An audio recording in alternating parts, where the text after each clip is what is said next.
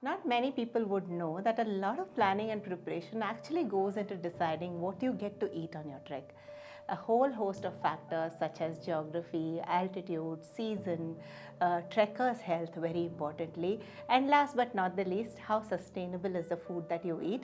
All these factors actually come together and decide if you're going to get to eat a paratha or a momo or an idli or a rajma on your trek.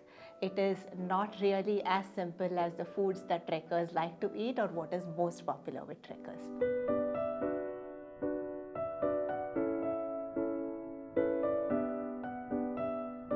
Our treks run in the remotest parts of our country, right from the high Himalayas to the central forests of our country or the coast of Goa or down south in Kodaikanal. Now, the food that we eat, we don't want it to travel long distances, especially by air, just for us. If it is available in the local market, we would definitely pick it. We also don't want food that is stored in cold storages for long periods of time to come and get served on the mountains. That's why you may not find an apple on our treks all through the year, or you may not find sahag or palak all through the year. They will be there, but seasonal. Now, trekkers' health plays a very big role in deciding what goes into our menu. And you know that as you gain altitude, especially on high altitude treks, the digestive ability of the body changes pretty rapidly.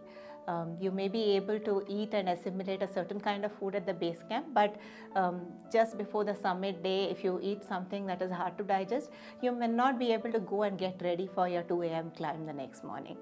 That's why we generally keep the heavier food at the lower campsites and the food that is very easy and light to digest, yet gives you a lot of energy for the summit campsites. On a trek, you are exerting a lot more than what you would do in your regular life.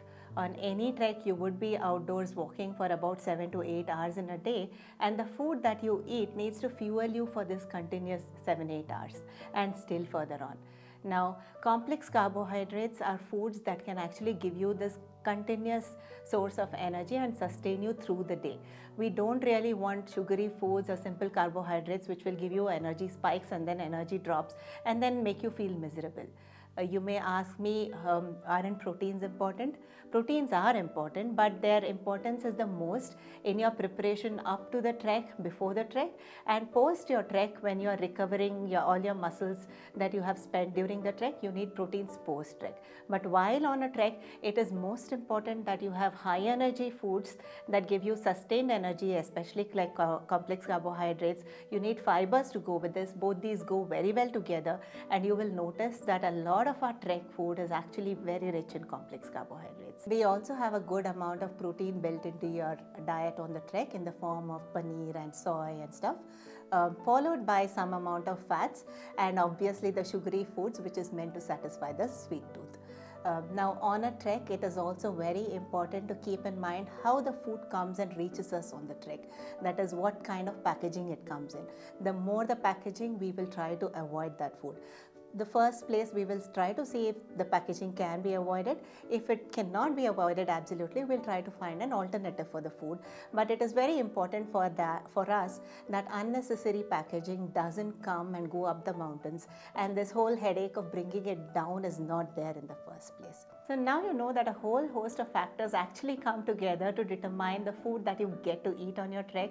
It is not really determined by what is popular with trekkers or what trekkers love to eat. Obviously, taste does play a very important role, and we go to great extents to actually make healthy food tasty. Our staff get heavily trained on it. People love our food, so happy eating and bon appetit.